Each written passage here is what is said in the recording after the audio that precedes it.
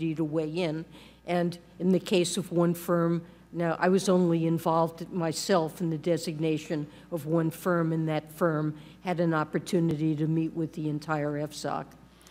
Okay, well, I recently had the opportunity to meet with some of the international folks who designate the GSIFIs, and it was very concerning the way they went about it, and I think to take their analysis without any our own analysis is very concerning. We have absolutely not taken international analysis to substitute for our own. We have done our own analysis. I'll take you at your word.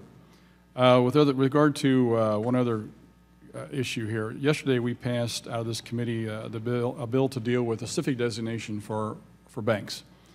And in the bill we have guidelines that actually you use, the Fed uses in their own analysis just recently in the BB&T and Susquehanna merger.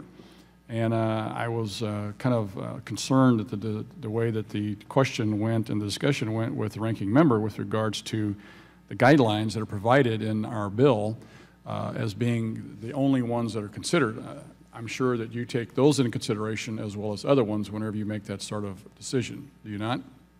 We try to tailor a supervisory program that we think is appropriate given our full understanding of the risk characteristics. The ones that detail in my bill are ones that are significant ones that you believe that need to be used to provide the guidelines to make the designation.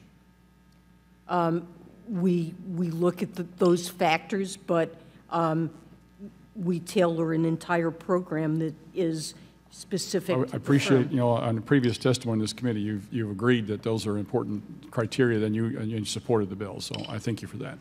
Time of the gentleman has expired. The chair now recognizes the gentleman from Massachusetts, Mr. Capuano. Thank you, Mr. Chairman. Mr. Chairman, for the record, I want to clarify it. Some of us do use an exclamation point after your name, and in matter of fact, some of us use hashtags, star marks, a few other things that are in there too. So I just want to be clear. Some may not, but some do. As long as you spell it right. Madam Chair, first of all, thank you for being here again, and as always, it's a pleasure to see you. I have a few questions, and we're going to start on one that kind of has been a bit concerning me, and I think for the most part, most of us have been pretty quiet about it, and that's the requirements of Section 956B of the Dodd-Frank Act that requires the Fed and others to take action relative to executive pay at banks.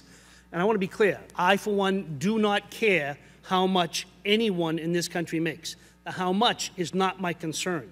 The how is a concern. It is a concern in law because of the incentives that may be involved. Some of us think that those incentives had a lot to do with the 2008 problem, and yet the law says 90 days. Fine, okay, 90 days, 180 days, 360 days. It's now 2015. 7 years. 7 years. And we do not have a regulation on this issue. And I'm just wondering, could you tell me, when do you think we might have one? So if I might start by saying that from a supervisory perspective, many years ago, we put into effect guidelines pertaining to incentive compensation, and our supervision is very attentive to aspects of incentive compensation that could lead to excessive risk-taking. It's not focused on the total overall level of pay, but on the potential adverse incentives that could be embodied in that pay. But that is not the regulation that's called for by law. It's been very challenging. There are many agencies involved in trying to come up with this compensation. So what's the holdup? How do we help? Who do I have to kick to get this done? I can't give you a good answer. Have you done your job? Well, as I say, we have been working with the institutions now for many years to Yes, I know, and the law says 90 days. At some point, regulators have to regulate. I'm not complaining that it's 91 days. I'm not complaining it's 365 days. But, and if it's not you, tell me who it is. If it's my friends at the SEC, first of all, I wouldn't be shocked. And second of all, maybe that's a pretty fair thing. Have you done what you need to do to get this regulation required by law simply to allow us to know the incentives that are involved and to prohibit inappropriate incentives that did help lead to the 2008 debacle? Have you done your job? We have tried to work constructively with the other And agencies. I love and the way Fed chairs never give answers. We have done. I think the Fed has done a pretty good job. I'm not complaining about the Fed, but this one's long overdue. And each and every regulator that comes before me, I'm going to start asking. Again, I'm not suggesting you do a specific item. I don't care how much they make. I care that the incentives are appropriately placed so that the American taxpayer doesn't get put on the hook again on an item that we have already identified as a problem, that everybody agrees was a problem, and that should be relatively easy to fix.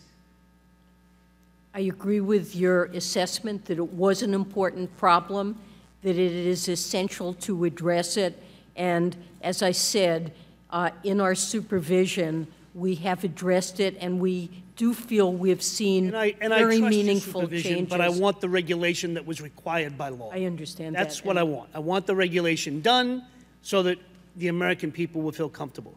Two other items, since my time is running out.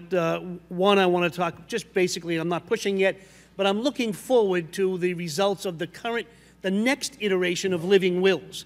Back a few years ago when we had them, they were all of them were called not credible.